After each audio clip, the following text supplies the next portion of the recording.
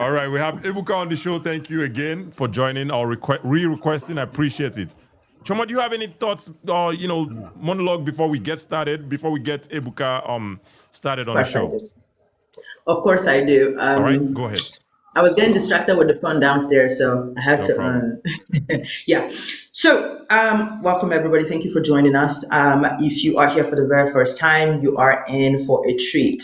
So, today, as you come up, please make sure that you are aware about what the topic is. The rules are very, very simple, and even if it has been said, it needs to be said again. I am a co-host. Okay. I am still Sheltos Umubingo, but I am a co-host. So that means I will interject, I will ask questions, I will dig. We will not be doing 5-minute submissions or 3-minute submissions. There are people we already know how they feel about the topic. So they usually co-hosts on different shows with Patrick. So when they come up, they might get 5 minutes. People like Ujele, for example, can come and teach but if you're coming, please answer the question. The question is very simple. Ndigbo, you as Onyibo, answer this question. Do we need Biafra? Don't just say it though, answer it, but also give us the reasons as to why you think we need it or we do not need it. Bring your facts, bring all of the things that you have learned, bring your questions as well. I will be here for as long as it takes to make sure that we exhaust this conversation. Thank you for having me, my brother Kachi, and thank you to all of you for being here. I look forward to it. Absolutely. You say exhaust. This kind of conversation, they exhaust. They need to exhaust. No, we're exhausted today now. We go start again next week. They need to exhaust this Biafra talk. You know they finish. Well, anyway, Ebuka, thank you so much for your patience. We're going to unmute you. If you want to unmute yourself, please. And let's hear your thoughts, please. All right. Ebuka, thank you for joining. Obviously, your name says you're Igbo. So, Ndigbo, do we need Biafra? Good evening, everybody. Good evening. Good evening. To me, for me, let me now say for other people, me particularly, we need Biafra, and we are Biafra. My reason is this. When you said you are not Biafra, who are you then? We are Igbo. We have been Igbo from the inception of time. Yes. Okay. Now, what will you give me now as an example of what you are using before or what you have as an Igbo man? Okay, Ebuka, I'm going to need you now to mute because you're about to annoy me with your ignorance. But I will educate you. Before any white man, any Igbo man ever set foot on current day Nigeria, but we didn't have Nigeria at the time, prior to 1914's amalgamation, okay, there was no such thing as your great-grandparents identifying themselves as Biafran, what they were, how Ndigbo. Prior to the amalgamation, everybody identified first by their hamlets, Amaha, which however you want to, you guys say it in your own dialects, and then I say Ama, Ezi family, Ama is your kindred. Ndị Igbo niile onwere onye na-aza Biafra. You asked the question, what were you? Your question is incorrect. Please, listen, you are going away from what I asked. I'm not going away because I will not waste. Let him ask the question. Ebuka, please calm down. I'm not going away from the question. He said, "How would you asked that I'm going away from?" Tell us the question again. What I said, as an Igbo, you claim that you are. I don't claim that I am Igbo. I am Igbo. Wait. Okay. What are you using then as an Igbo? Both money, name, area, and what? I told you that I understood I understood your question. You don't even have the range for this conversation, so I don't know why you're. What I am giving you the history because you are unfamiliar with it. It is okay for you to mute now and listen. How will you say that I'm not familiar with listen, it? Mr. Ebuka, just Mr. Ebuka, 1 second. Kindred Mr. Ebuka Ebuka, is not. Listen, Mr. I Ebuka, will school you please, and I please will hold on. educate you. Mr. Ebuka, please hold on. Prior, because if you must talk about history, we must start from the beginning, not the beginning of time, but the beginning of where this confusion started. Prior to the amalgamation, in 1912, in the book, Tropical Dependency, do you know who wrote that book? Flora Shaw. Do you know what Flora Shaw is? It was the wife of Lugard. Now, in 1912, Ndigbo were still referred to as Igbos, people of the Igbo area. It was spelled E-B-O-E. Because the book sound, the GB sound, was so hard for them to pronounce that they hear Igbo. That is written history. I do not argue by emotions. I bring up 1914 because prior to 1914, I am Ndi Igbo.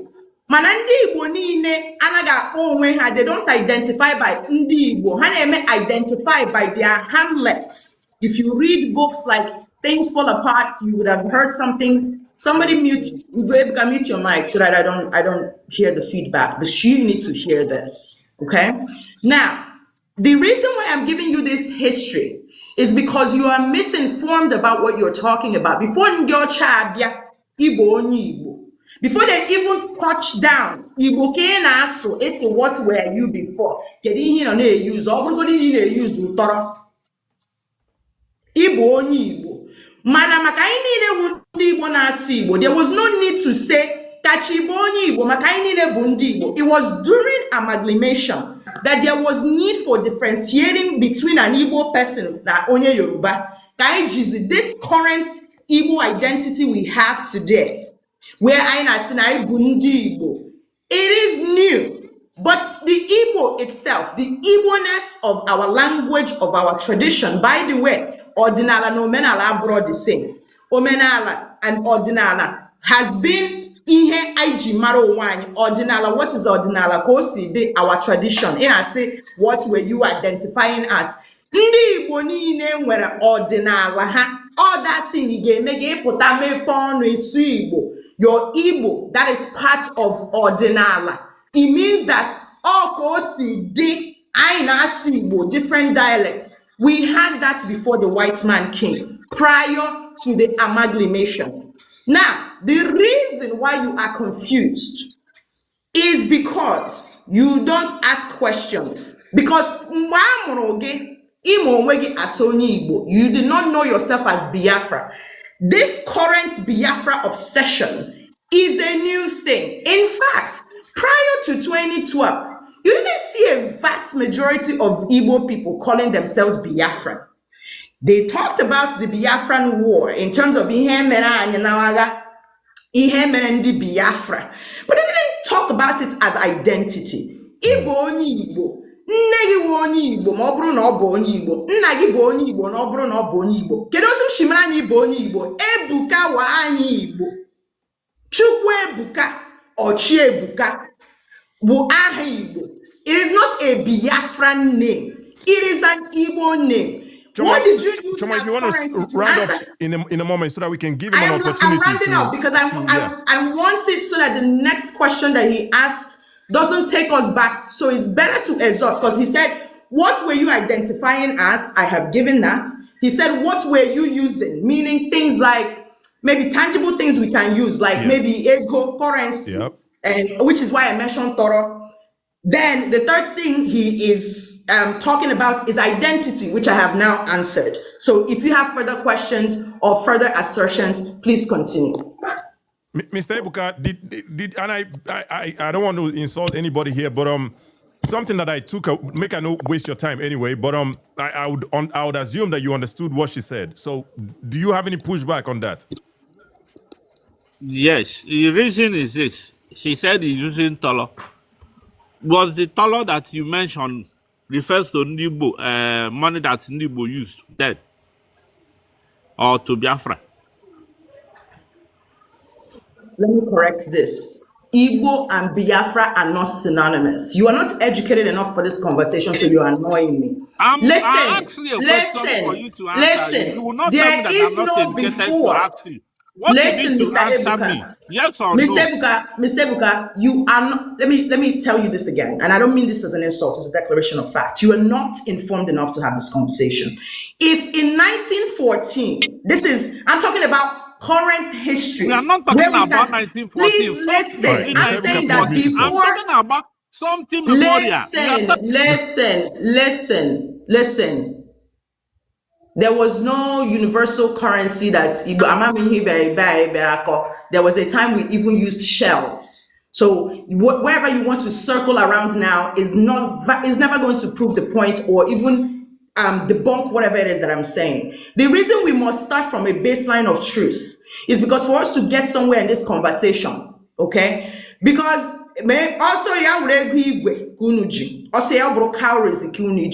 it does not negate what I just established, which is fact. And we must start somewhere. That's why I say let's start from 1914, because go that side. Because the money you used before the white man came is not the reason why you are now Biafran and not Igbo. Before the white man came, you are Igbo. That is the only truth that is relevant to this conversation. Do you agree to that point so that we can move on? Yeah, and I don't understand why I didn't agree because you are not giving me anything. Why do you not agree? Counter it with facts. Listen to me. You said you are an Igbo. You said you are an Igbo. But you cannot give me any one single thing. I have given you written history, you idiot. I have given you history, written history. Choma, let him finish that statement. Relax. Let him finish the statement. I have given you written history. Don't say I haven't given you. I have given you written history. You haven't. A woman is teaching you. You don't want to listen, but you will listen when I speak. Which a woman? What the matter with a woman and a man? I have already given you written history. Counter it. Choma, let him finish. Are you going to counter me or not? Choma, let him finish. It is your job to counter me. It is not my job to counter you. Counter what I said. I proved the fact by giving you a book we can pull up as baseline of conversation. Do you agree or not? It is now on you. The burden is on you to counter what I said. Or counter your stupidity. No, I won't do that. It's an insult to my intelligence. Let's be a little bit. Let's tone it down. I know I know how it is for you with them, but let's tone it down a little bit, please. But let him finish that statement. He said, "Can you give me what? What was the last thing you wanted to say?" My brother. You say, "Can you give me what? What will be the last thing you want to say?" Can she give me anything? One single thing, but either the head maybe. When you are in a state or you are maybe even your town, you have leaders. Idiot. I'm not doing this. Put this nigga down. I'm not doing this shit. Right. I've already forward. I've given you your Hamlet. I've given you where you are from. What are you? I'm not doing this. I'm sorry. No, I'm not doing it. I have given you a book. I have given you the area. I have given you the name. I've even given you the culture. You did. What else do you need? Don't be stupid somewhere. I'm not doing this shit with you people today. I beg. Next person. You didn't, Choma, calm down. I know it's annoying, but please calm down a little bit. And there's one thing I just learned from what you said. Actually, let me just put that out there. Dating back to 1914, you mentioned a book that Flora Shaw, wrote, and in that book she mentioned Igbo. So I mean, anybody with sense should understand that if these people back when in 1914, if they had mentioned the Biafran people, then that would be a good evidence, right? That we were called Biafra or we were Biafra, right? I guess that's the point you were trying to make. If I understood you correctly. I'm not. That's a correction. I'm not trying to make the point. I've already made the point. Yeah, the reason why is because I want you to fact check me. Yes. Okay. The problem with this type of conversations, and the reason why I don't want me or you to waste our time, I've encountered this person before. Whatever it is that you learned from Radio Biafra that is stuck in your head, I can guarantee you it will not fly on this stage, because I will not only give you facts and figures, I will even start from the point where both of us can be on a same baseline. What is the point of a conversation? If you want me to tell you prior to, and I said prior to, Prior to 1914, we have only 3 generations. In those 3 generations, it means that at least at my age, I saw my grandmother saw her grandmother. Yep. They didn't go by Biafra. That is the only sort of truth that you need to confirm from your own lived experience. You don't need Chioma to tell you whether you are Biafra or Igbo. How do we even know? Prior to even Biafra war, Ndigbo kana akpoge. The Wazobia we know today is not Yoruba or Duduwa. It's Yoruba, Igbo, and Hausa. Yep. Now, when I say forget that, let's go 1914 when written history, when we say your papa no rights, my papa no rights, my grandpapa no rights, your grandpapa no rights. But somebody else who is an external factor wrote a book that we can pull up. We cannot be talking about in CBD or something we can use Google so that you, Kachi, can now prove whether waiting I they talk, I they whip them out of my butt. Give us some currency. And I now bring Toro as a meaning that by 1914, you've used Toro before. You also use cowrie shells. Give us some what tangible thing can I bring? This is not me getting angry. This is me refusing to engage in cyclical conversations that will not lead us anywhere. If you are coming on the stage, Biafra and Igbo are not synonymous. Yep. That is a statement of fact. Opinion is fine, but I'm sorry, do not insult anybody's intelligence here. I even mentioned in Things Fall Apart that even a book that is a novel mentioned us by Hamlet. I even give you extra, say, now because say they don't join us with other people, now why we won't identify, say, Ndi akwandi Yoruba, Ndi akwandi Edo, Ndi awundi Bini, and you awundi Igbo. Prior to that, there was no reason. Go awonye ngwa. Sorry, not even Umuahe. You say, Kachi from Ngwa. There was no reason for you to tell me because you and I are already Igbo. So what would be the point? So why would I give all of that point and somebody is now saying you have not given me? Yeah. Please, next person. Way today. I'm in a very good mood. Fair enough. You see, say she wear her sundress. That's a sundress, right? Is it a sundress? No, this is not a. This is my agbada. You see, say she wear agbada. This is a happy dress. Let's keep it happy. This is a happy dress. But anyway, this is my happy dress. This is my agbada. Absolutely, and like I was saying, Chioma, that's one thing I picked. Permit my use of English here. I said trying. I didn't mean it like trying. I meant one thing you proved there was that if an external person, Flora Shaw, in 1914 or whenever she wrote that book. 1912. When she wrote that book, she addressed us as Igbo. That means if we were Biafra, she would have said these Biafran people, right? That's the point. The Igbos of the, she would say the Igbos of the EBOE, and then they'll put S. Yeah. And let me even add a fun fact. These same people were being convinced that Igbo came from Hebrew. But it was because of the B sound, GB sound. They cannot pronounce it. So they now put B instead of GB. That is how we became the Igbos.